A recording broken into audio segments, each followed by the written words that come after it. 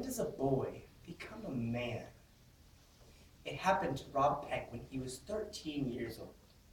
Not by wanting or trying, and not in the way he expected, but in the way it had to be. A Day No Pigs Would Die by Robert Newton Peck. The apple crop was bad. The weather had turned colder, and we were lucky to get a few Baldwins and Jonathans barreled for wintering in the cellar. Papa had been right. The crop was lean.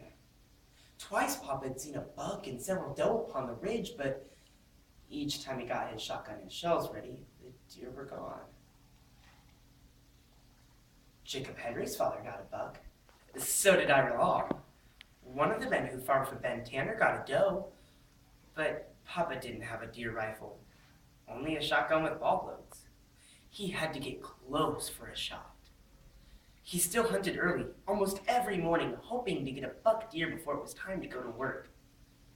No luck. Once, he even sat for 4 hours in a cold rain, waiting. He coughed after that, a deep, rattling cough. Pinky did not have a litter of pigs. She was bred and she was barren, and she ate too much to keep as a pet. It all ended one early morning on a dark, snowy December day. It was Saturday, and there was no school. After chores, Papa and I came in for breakfast. I tried to down a big bowl of hot, steaming oatmeal, but it tasted like soap, and the fresh, warm milk from Daisy's pail was flat. I couldn't swallow it.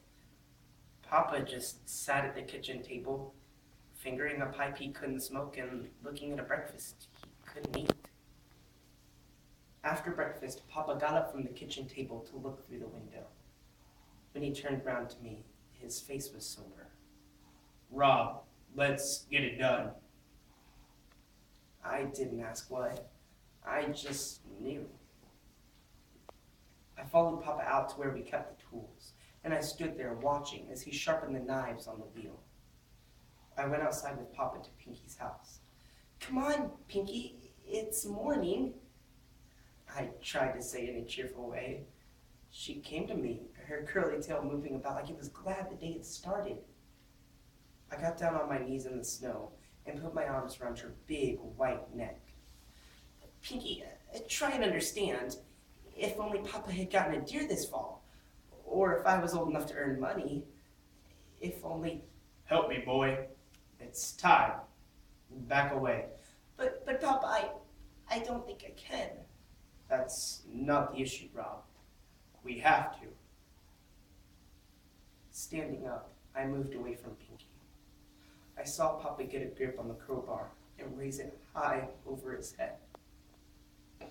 I closed my eyes and waited.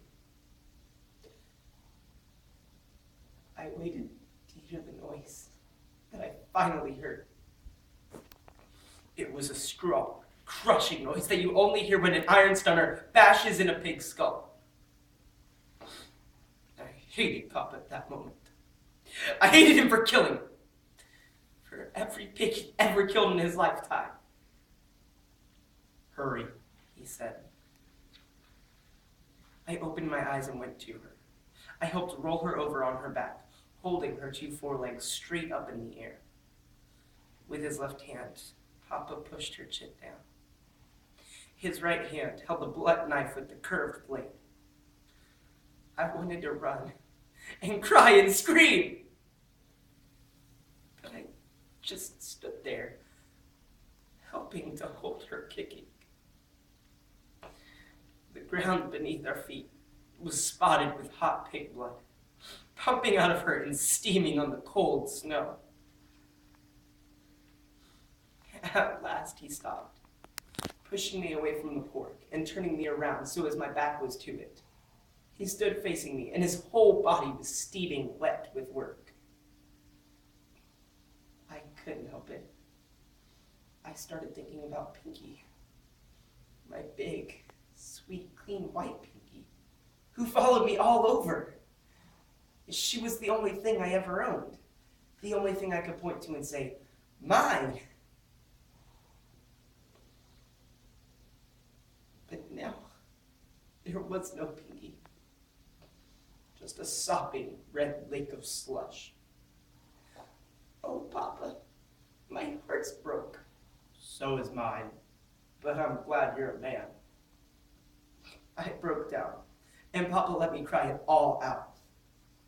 That's what being a man is all about, boy. It's just doing what's got to be done.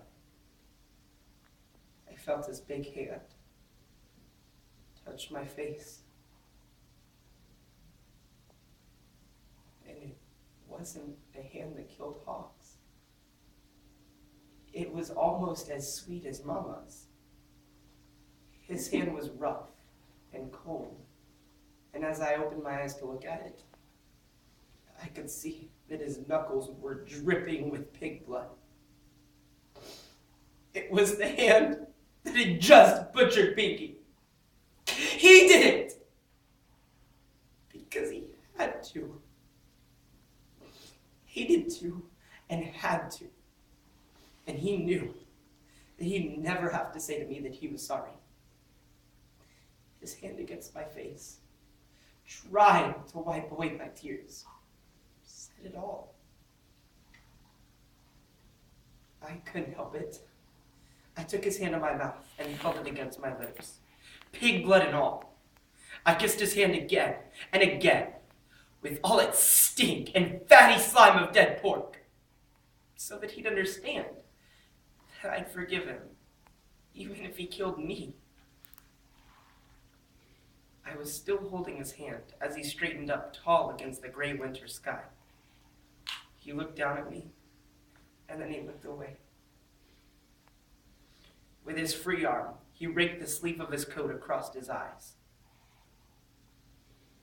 It was the first time I had ever seen him do it. The first time.